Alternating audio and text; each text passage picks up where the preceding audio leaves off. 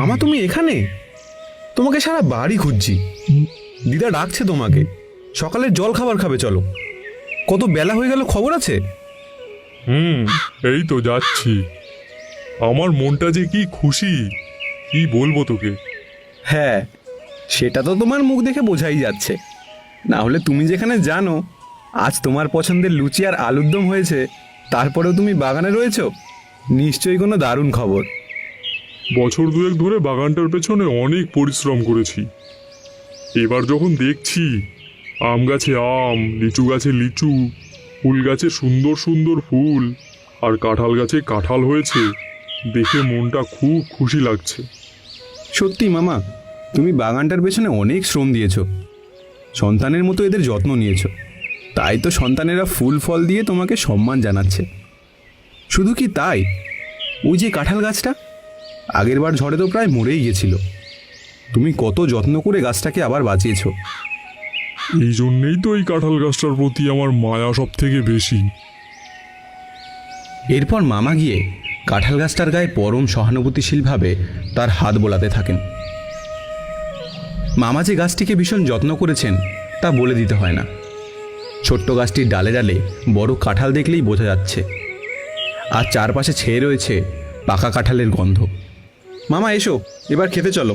হ্যাঁ চল, এবার অনেক বেলা হয়ে গেল। মামা বাড়ি থেকে কিছু দূরেই একটা পুরনো বাড়িতে ডাইনি তার দুই ছেলেকে নিয়ে থাকতো। ডাইনি বাড়ির ভাঙা ছাদে বসে অনেক দিন ধরেই মামার বাগানের দিকে নজর রাখছিল। মা, তুমি তো কতদিন ধরে বলছিলে একটা নতুন ফল খাওয়াবে, কই খাওয়ালে না তো?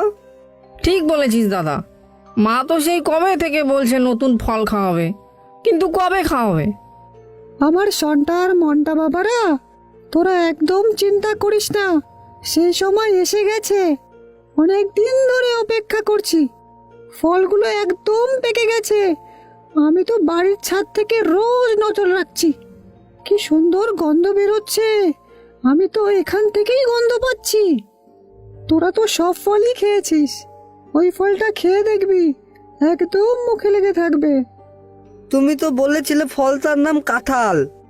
ওই কাঁঠাল ফলটা তুমি কবে আনছো মা? আজকে রাতেই আনবো। দারুণ মজা, দারুণ মজা, রাতে খাবো কাঁঠাল, খেয়ে করবো বামাল।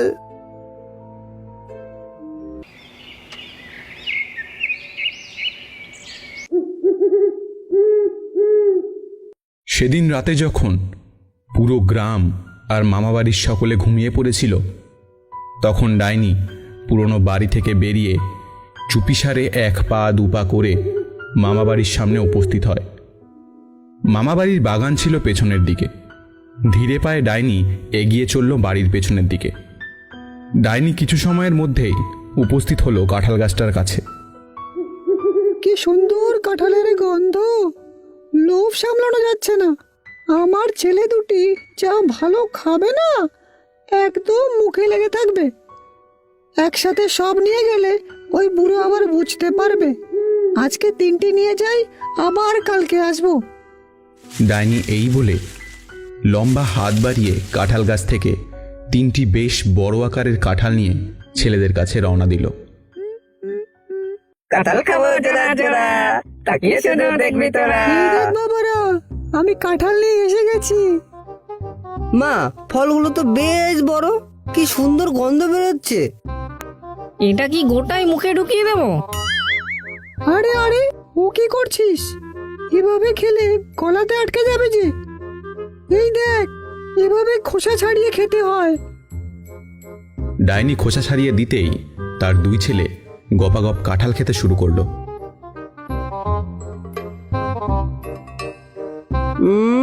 কি দারুণ খেতে মা, প্রাণটা জুড়িয়ে গেল। এত সুন্দর ফল আগে সত্যিই খাইনি। আরো খাবো মা, আরো খাবো। আবার কালকে নিয়ে আসবো বাবা, একসাথে সব আনলে আবার আরেক বিপদ।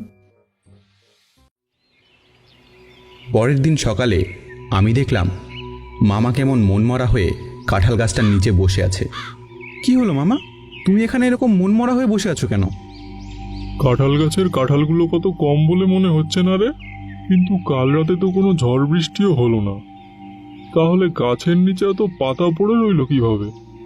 নিশ্চয়ই কেউ রাত্রিবেলায় গাছটি ধরে নাড়িয়েছে। না না মামা, আমার মনে হচ্ছে গাছের প্রত্যেকটি ডালে যেরকম কাঁঠাল ছিল ঠিক তেমনই আছে, আর প্রাকৃতিক নিয়মে যেমন গাছের পাতা ঝরে তেমনই ঝরেছে। আমি বললাম ঠিকই, কিন্তু মামার মনের খটকাটা গেল না।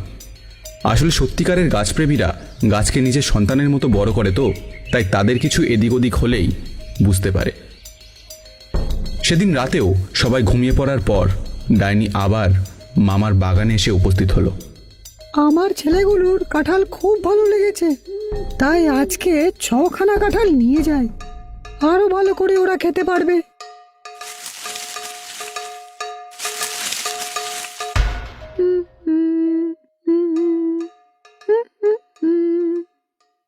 হায় রে হায়, আমার গাছের কাঁঠাল কত কমে গেছে, কি যে হলো! আমি ঘর থেকে দৌড়ে এসে দেখলাম মামা কাঁঠাল গাছের নিচে বসে বাচ্চাদের মতো ফুফিয়ে ফুফিয়ে কাঁদছে। মামা, আজকে আবার কি হলো? তোকে কালকেই তো বললাম আমার কাঁঠাল গাছের কাঁঠাল কত কমে যাচ্ছে, তুই দেখ আজকে আরো কতগুলো কমে গেল। আমি কাঁঠাল গাছটার দিকে তাকিয়ে দেখলাম সত্যি কাঁঠাল গাছটার মাঝখানের ডালে একটাও কাঁঠাল নেই, এমনকি গাছের ডাল ভেঙে নিচে পড়ে আছে। বাগানের অন্য কোনো গাছের কোনো পরিবর্তন হয়নি, শুধু এই কাঁঠাল গাছেরই এমন অবস্থা হয়েছে। বোঝাই যাচ্ছে এ কোনো কাঁঠাল চোরের কাজ। মামা, এ কোনো কাঁঠাল চোরেরই কাজ। আজকে রাতে পাহারা দিতে হবে। গাছে যখন কাঁঠাল আছে তার লোভে আজকে রাতে ওই চোরটা আসবে। ঠিক বলেছিস, এটা কোনো কাঁঠাল চোরেরই কাজ। আজকে রাতেই এটাকে পাকড়াও করব।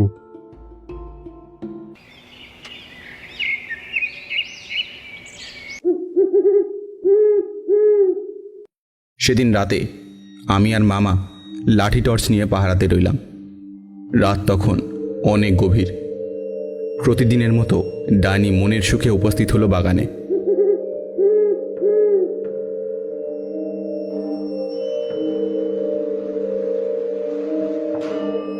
এদিকে ওদিকে তাকিয়ে গাছ থেকে কাঁঠাল পেরে নিল। ওই দেখো মামা, যা ভেবেছিলাম ঠিক তাই, এ তো কাঁঠাল চোরেরই কাজ। কেমন করে নিচের ডালে সবগুলি কাঁঠাল পেরে নিল, কাপড় দিয়ে মুখ ঢাকা, তাই ঠিকঠাক বুঝতে পারছি না। এই লাঠি দিয়ে আজই ওর মাথা ফাটাবো। না না, এখন সামনে যাস না। কাঁঠাল যখন পেরেই ফেলেছে, দেখি ও কাঁঠালগুলো নিয়ে কোথায় যায়।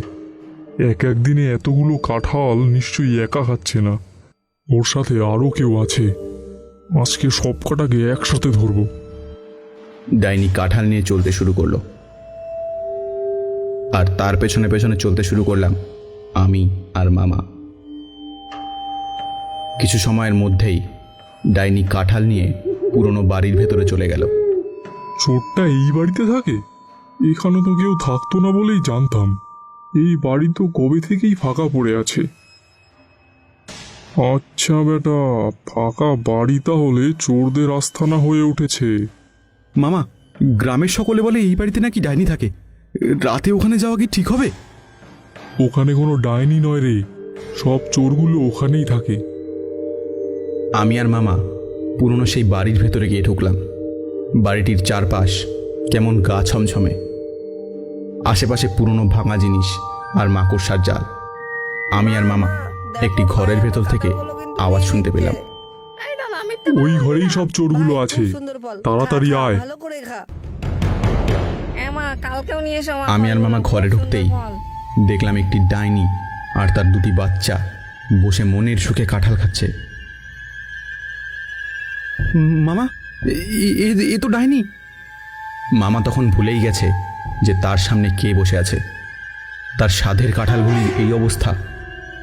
কাঁঠাল চোর, আমার গাছের কাঁঠাল চুরি করে খাওয়া হচ্ছে। আজকে সব কটাকে লাঠি পিটিয়ে সোজা করে দেবো। হঠাৎ করে মানুষ এসে পড়াতে ডাইনি নিজেকে সামলে নিলেও ডাইনির দুই ছেলে শন্টা আর মন্টা প্রথমবার সামনে থেকে মানুষ দেখে ভয়ে কাঁদতে শুরু করে। ডাইনি নিজের ছেলেদের কাঁদতে দেখে ভীষণ ঘাবড়ে যায়। মামা সামনে শন্টা আর মন্টাকে দেখে লাঠি দিয়ে ওদেরকে মারতে যায়। আমি তখনও থরথর করে কাঁপছি। দোহাই আপনার, দয়া করে আপনি আমার বাপ হারানোর দুটি ছেলেকে মারবেন না। আমি কাঁঠাল চুরি করেছি, আপনি আমাকে শাস্তি দিন। এই বলে ডাইনি মামার কাছে এসে দাঁড়ায়। ডাইনির বাচ্চা দুটি ডাইনির পেছনে লুকিয়ে থাকে। মামার হাত থেকে লাঠিটা মাটিতে পড়ে যায়। নরম মনের মানুষটারও ডাইনির বাচ্চা দুটিকে দেখে মায়া লাগে। তুমি নিজের ছেলেদের কাঁঠাল খাওয়াতে চাও, আমাকে বলতে আমিই দিতাম, কিন্তু ওইভাবে চুরি করে ওদের কেমন শিক্ষা দিচ্ছ তুমি? আসলে মানুষেরা তো আমাদের পছন্দ করে না, কিন্তু আপনি যে এতটা ভালো তা বুঝতে পারিনি। তাই তো আপনার বাগান থেকে কাঁঠাল চুরি করলাম। আমাকে ক্ষমা করে দিন। ঠিক আছে, কিন্তু তুমি আজ থেকে আর চুরি করো না। আমি তোমার জন্য আমার গাছের ফল পাঠাবো। এরপর থেকে ডাইনি আর কাঁঠাল কেন কোনো দিন কোনো ফল চুরি করেনি। এমনকি আমার সাথেও ডাইনির দুই ছেলে শন্টা আর মন্টার ভীষণ বন্ধুত্ব হয়ে যায়।